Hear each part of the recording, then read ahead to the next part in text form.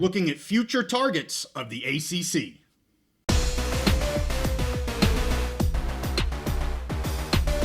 Conference realignment is always in the news, so we're back on the Big Mountain. Hey, welcome back to the Big Mountain. I am JY, and this is my good friend Steve. And last week we talked about who may be leaving the ACC before 2031 because of the new settlement that they have. Everybody's aware that some of the top brands will be out of the ACC over the next 5 years. So we want to now look at potential targets to which they're going to fill open spots. And Steve, you've done kind of a tiered system here. You've done a top 10. I think the first couple people are not going to be too surprised about. I'm high on some of these. We've talked about some of these before. But you get down into different tiers, and we've tiered these in 4 different levels, and maybe a little more guessing games. So where do you want to start with this? Yeah, I mean, let's go right away. My number one most likely candidate, I think they're likely. I think they're ready and waiting. I think they're investing. Everything. They're just ready to go. USF, they're the only one at top tier.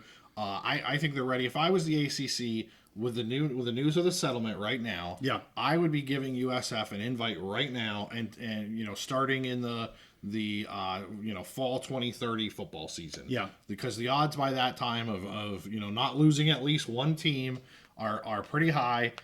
Get them locked and loaded. They've already been preparing for this, investing in their stadium and everything, investing in their program. They're right there. They're on track. So for me, right away, locked and loaded, USF, my top seed. And I have heard that they're actually gearing up for an invitation somewhere. I think they have the goals of moving up into what we're now calling the Power Four. We'll see if we're calling them that here in 4 or 5 years, but at least right now, they definitely have the goal of moving up. You look at the conferences that are interested in them. The PAC was interested in them. The ACC is very likely interested in them. And even the Power 2 may give them maybe a little bit of a look, depending on what happens with some of the top brands in the ACC.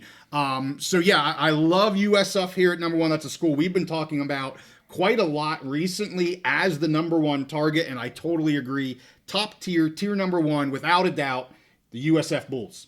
Totally agree. All right, let's go to tier 2. All right, so tier 2, I got a duo here that's been really in the news as conference realignment targets. So my tier 2, I look at them as a double. Tulane and Memphis. Yeah. They've been in the news. There's been a lot of speculation. I believe both schools received at least an informal offer from the PAC. And I believe, some of my contacts tell me that there are already schools lined up that for the ACC that know that they will have an invite, or that they're likely to have an invite as they lose teams. And I believe these 2 teams are in that group, Tulane and Memphis. And honestly, I think that that's a big part of why they have not accepted a PAC invite yet. I think if they didn't know or have some kind of an inkling about their potential opportunity in the ACC, I think they'd be much more open to a PAC invite. Really, and when you look at it, if for these 2 schools, if they had the choice to go to an ACC, even a weekend ACC that doesn't have Florida State, Clemson, maybe UNC anymore, yeah, similar would be at least similar to what the PAC can offer. And they're just more geographically similar. The travel would be less. It just makes more sense for them, I think. Unfortunately, and I feel for the PAC, because the PAC, they're trying to rebuild. They're doing everything they can, but I think it just makes more sense for the ACC. And I think the ACC is interested. And honestly, I think that the ACC's media partner, ESPN, is already aware that these would be candidates, and they're on board with it. And I think they would be a very quick and easy transition just to slot them right in. So those 2 teams together are my next tier 2. I agree with you. Memphis, Tulane, right there. I agree that they are a tier 2, and I think our tier 1 and 2 are actually pretty close. I think we have a bigger gap as we get into our tiers 3 and 4, possibly, and I'll let you speak to that. But yes, I mean, clearly the PAC has been interested in all 3 of these schools. They fit really well with the ACC, and I just want to put this out there again. I know we've said it a few times, but I think this settlement that the ACC has now had makes it much more difficult for the Pac to go back after the Memphis and the Tulane than what they did before, because their mouths are watering at an invitation to the ACC here in the next few years. Everybody knows that some of these ACC schools will be gone, and the ACC is going to want to replace them. And these top 3 targets are absolutely the top 3 targets. So I think this makes this settlement and what we're talking about, and you mentioned you feel bad for the Pac, I think it makes it harder on the Pac. That is not hating on the Pac. That's the reality of where these things are at. So, and the Pac is in a unique place, even though this episode's not about the Pac. No, but they're conference realignment. Yeah, they're out there with the Mountain West. Yeah. Not really fighting over the same teams, but in the same geography area. Yeah. And they're competing potentially with an ACC that's going to be looking to fill slots. Right. For some of these teams, so they're in a tricky position. They are. All right, let's get to Tier 3. You've got about 4 teams here in Tier 3. So 4 schools, I should say. And this is a big group of 4 schools. And before I get to these schools, I want to just kind of give an overview of what I think the ACC strategy is going to be. Okay. I really think they are hoping that they can limit the bleeding in the ACC to between 2 and 4 schools. Yep. You got to figure they know FSU and Clemson. If they can keep it 4 and under, somewhere between 2 and 4 schools, that's what they're hoping for. So we've already identified those top 3 candidates that make sense, will easily slot in. So my next group is basically kind of all tied in this, and that's why I tiered them together. Okay. It's going to continue the theme of, I think they're mostly going to be looking to raid the AAC, unfortunately. I mean, that's how conference realignment works. But I think that they're going to want to keep that profile of, East Coast schools in their current geography footprint. If the schools can have high academics, even better. Because, you have the Wake Forest, you have Pitt, you have Syracuse, you have Boston College. So, high academics in that footprint, especially, it's very important for them to keep a presence in the state of North Carolina, state of Virginia, and they may be losing schools there. Yeah. So my next 4, I'm going to group them all together. I have ECU, which I think people may think it sounds crazy, but from everything that we've heard in the state of North Carolina, in order for teams to move, everyone's going to have to benefit. And this is a way where, ECU could benefit, the state of North Carolina could benefit. I have them paired with, combined with Navy and Army. Okay. Again, people may say that's crazy. Army and Navy, they have this great situation in the American Conference right now where they have their football programs. They have some of their Olympic sports other places. Right. But they fit in the profile, that Atlantic Coast, great academics, fine academics at both of those institutions. I think they would have to come as a pair. Right. And honestly, I think they would fit right in with the Pitts, Boston College, Wake Forest, those kind of schools. And my last one in that group is Temple. Temple is kind of a weird situation. They got kicked out of the Big East years ago. Their football team wasn't up to par. They've really invested in their football team and brought it. It kind of depends on who the coach is at the time. They brought in some good coaches that have moved on. But they've shown more success in football, and they have high academics. They fit the profile. If they can, keeping that Philadelphia, East Coast, Philly market, I think would be huge for that conference. So I'm grouping those together, each for some different reasons, but ECU, Temple, Navy, and Army. I will just say, and I don't, the Navy Army thing, absolutely, their combined deal. And I think, we didn't mention Notre Dame on the last one, and I don't want to I just brought them up, but I don't want to get into it with Notre Dame. They're an albatross. Yeah. But Navy Army are together, and I think, to your point, I think if they were to move, they're gonna move together. And the only real place I see them moving for football only is the ACC, and I think they do fit. I think they fit great in the American right now, but I think they could also fit in the ACC if they're willing to do that. So I think this is a solid tier 3 for them. ECU, I agree with the reasons why you've stated them. I don't get the Temple. I'm sorry, I don't. And I hate Philadelphia in general, so it's probably I'm just biased against Philadelphia. But I don't quite get the Temple thing, and you don't have to sell them on me. Please save me. I don't really care, but I don't even know if I'd have them on this board. But let's get to tier 4. Yeah, so let's keep going. Tier 4, if we get to this point, so we've already named 7 schools. Right. So if we get to this point, it's beyond, we're beyond triage. We're putting trying to put Humpty Dumpty back together again. Yeah. These are unlikely schools. It would basically, be a reconstitution of the conference, similar to what the PAC has tried to do. Sure. So they, beyond just rating those top programs from the AAC, I think they would have to also dip into the Sun Belt. Basically anything where you have some good football programs that still meet that profile along the East Coast. In those states, again, I think state of North Carolina, state of Virginia, super important to the ACC for them to retain their identity. So some up and coming programs. And again, I know there's going to be people who laugh at these programs, but if we get beyond 7 teams, you're almost talking about, it's not the same conference anymore. Crazy times. You're just totally rebuilding. Yep. So I have a group, I'm going to group them all 3 together here. App State, JMU, and ODU. Again, App State, similar thing. It keeps them in the state of North Carolina, especially if they have ECU come over. It's another Carolina school, keeps the Carolina people happy. And JMU and ODU, smaller programs, but again, in the state of Virginia, they have history, they have tradition. JMU's been rising like a rocket. Yep. ODU been moving up the conferences.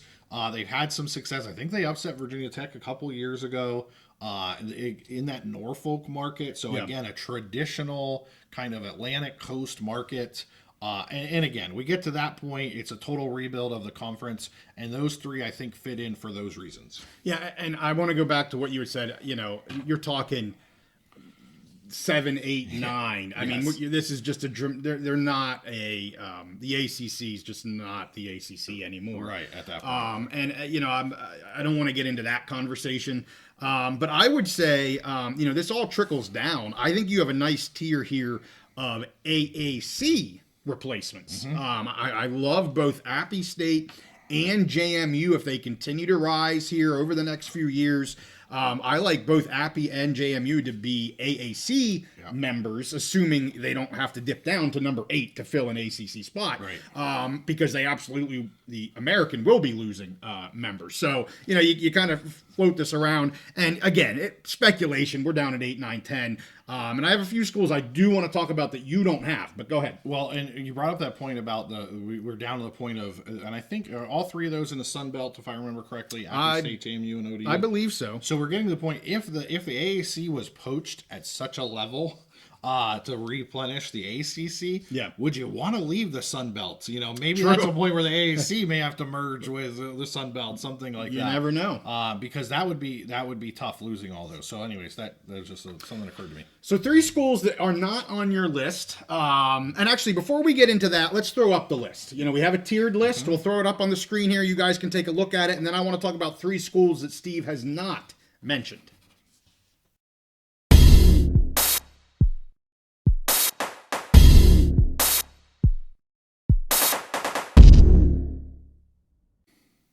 All right, so that was a summary of Steve's tiers. I want to talk about 3 schools that were not on Steve's list.